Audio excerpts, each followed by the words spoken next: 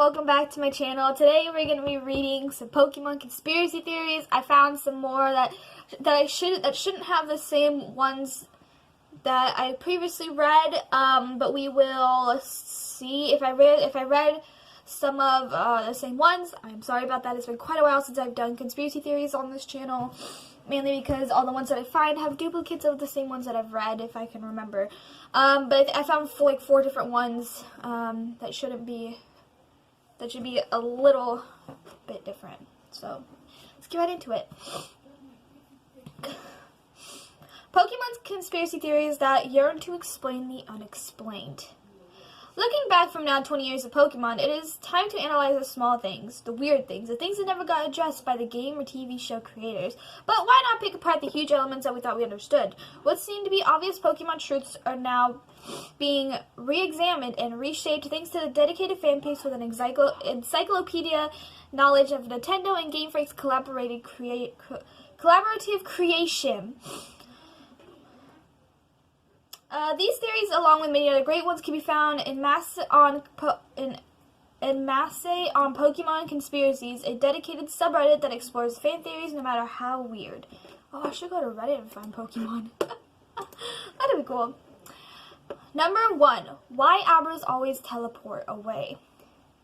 Abra's not as dumb as all the other Pokemon. It is savvy to this whole catching thing, is too keen on it. It uses the only move, teleport, to avoid humans as well as captivity. A Redditor who has since deleted their account explains, in the wild, whenever you come across an Abra, it teleports away, that being the only move it knows. This is because Abra is the only kind of wild Pokemon that recognizes that you are a trainer and are trying to cram it into a Pokeball. Alakazam has an IQ of 5,000, so Abra is more likely to be extremely intelligent. They are also very distrustful or scared of humans. After being caught, all it does is try to teleport away back to safety. Whenever it's being thrust into battle and gains enough experience, it acknowledges, but it has no choice but to fight. Then it evolves into Kadabra. Eventually, like most Pokemon, Kadabra will start to trust its trainer and fight for him or her happily. Now, Kadabra can only be evolved through trade. This is because when traded, they are suddenly forced to belong to a new human instead of the one it knows and loves and trusts. Kadabra is now with a total stranger, feeling scared and threatened. Kadabra evolves into an even more powerful form so that it can protect itself from this human. Question number 2: Cubone's hunt Kangaskhan. The proposal opposes a common, widely held theory that Cubone is the orphan child of Kangaskhan. This theory instead unpacks a possible predator-slash-prey relationship between the two Pokemon. Cubone knows the move Boomerang. Kangaskhan's are kangaroos. Boomerangs were used to hunt kangaroos. Marowak have various tribes all over the world where they use these tribes were beginning to form to tell the difference between the number of the tribes. The original member all went on a mass hunt of Kangaskhan's, took their skulls, gave the tribes markings, and used them as headdresses. When each member passes away, their eldest child takes their headdress and wore it, part of in remembrance and the honorly tradition. They don't wear the skull of their ancestors, they wear the skull their ancestors wore as a headdress. Number 3. Why Brock's eyes are always closed. This theory peeks out a bit of the Pokemon universe and dips into Greek mythology to explain why Brock's eyes are always closed. Cursed like Gorgon Medusa, Brock never makes any eye contact with anyone else. He turns them into stone, which is why he took training with rock-type Pokemon. Stones can't be turned into stone.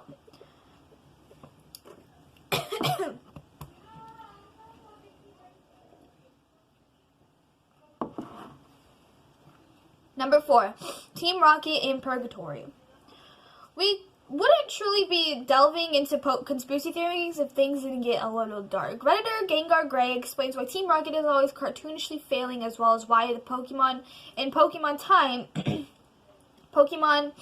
time in the Pokemon universe never really passes. My friend Sky suggested a joke that Team Rocket is in purgatory, pushing themselves over and over for the time when they separated a boy from his Pikachu in real life. They accidentally killed the Pikachu and the boy committed suicide, so they relieved the incident in a minor ways to foil their own attempt to set things right. And it would tend to explain why Ash doesn't grow up, Pikachu doesn't evolve, they remain as Jessie, James, and Meowth remember them. Number 5. Ash's father is Pikachu. I'm sorry for the lighting, by the way. There's really not much I can do about it. Citing Pikachu's unique tendencies, not wanting to be being inside a Pokeball, not wanting to evolve, and its above-average grasp of a human language, Random Synthesis takes a big swing and asserts that Pikachu is actually Ash's father. Sort of. Ash's father was a friend of Professor Oak's in Palatown, much like Ash now. While working on a risky environment involving a Pikachu as a power source of a specimen, Ash's father somehow got in the way of the experiment, and his soul/essence was placed inside the Pikachu, leaving his own body either dead and empty or replaced by the Pikachu's essence, which would make him seem crazed and or deranged. Once released from the Pokeball, and Pikachu's attack randomly and even makes fun of Ash. He may have a temporary memory loss at this stage, or he may just be very scared or not in control of his new body outside the Pokeball.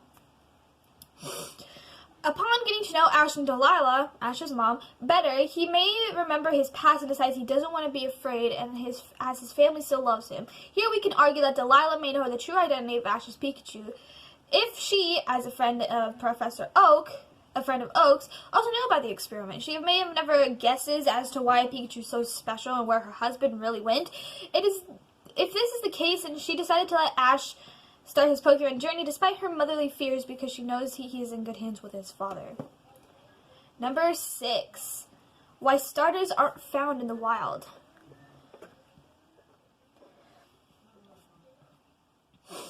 Wolfenfire86 wonders why Pokemon can't be caught in the wild.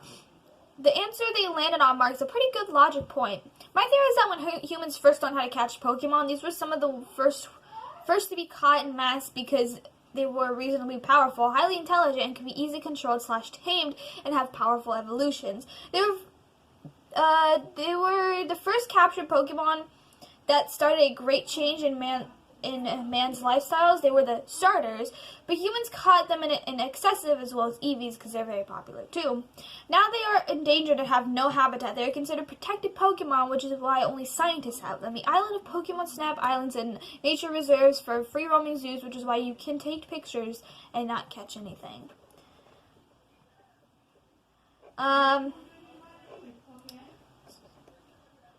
Number 7. Why Meowth is always trying to get Pikachu. Maybe not so much of a conspiracy theory, it's just a simple justification. Luxenkai's 10-year-old son pointed out to him and his wife that the reason Meowth is trying to catch Pikachu is because he is a mouse. Pretty straightforward, animal extinct, mind blown. Because Meowth is a cat and Pikachu is a mouse. Cats chase mouse. You get it? I'll shut up now. Number 8. Missing No led Red to isolation on Mount Silver. One of the most epic moments in Pokemon gameplay stumbling upon the game's heroes. Red is in isolation on Mount Silver in versions Gold and Silver, and proceeding to battle him. Artist Dalf created a throughout comic told through the glitched Pokemon Missing No's perspective, weaving the two open-ended Pokemon stories into one beautiful narrative justification. And it's just a little comment that says, I still remember when I met you, Red, and it's Missing No. Yeah. Number 9. Gym Leader, an enormous first-generation encompassing theory. This is comprehensive Mac Daddy of Pokemon conspiracy theories. Redditor Cooper rolls up his or her sleeves and dives headfirst and thinks all generation with a post applied titled A Destruction of the First Generation Pokemon Universe. I would recommend giving the whole post a read through. Oh, there's an actual post about this shit. Hold on.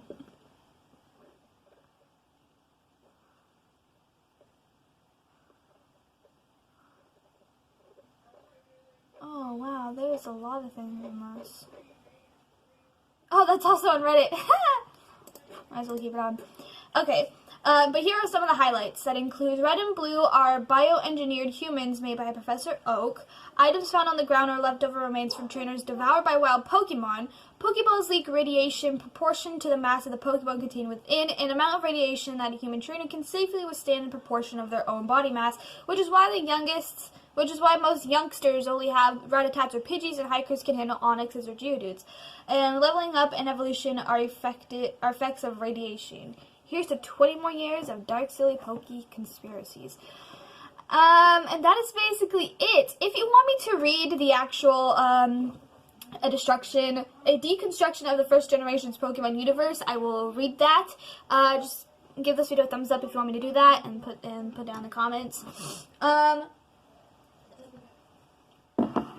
was cool. I really, really liked that one. There's some of them that I really didn't know, but some of them looked really cool. And yeah, that's basically it. If you're new to my channel and you love anime as much as I do, be sure to hit subscribe button, give a thumbs up. Also the bell so you notified videos, which is daily. I love all my otakus, and I will see you guys later. Bye bye.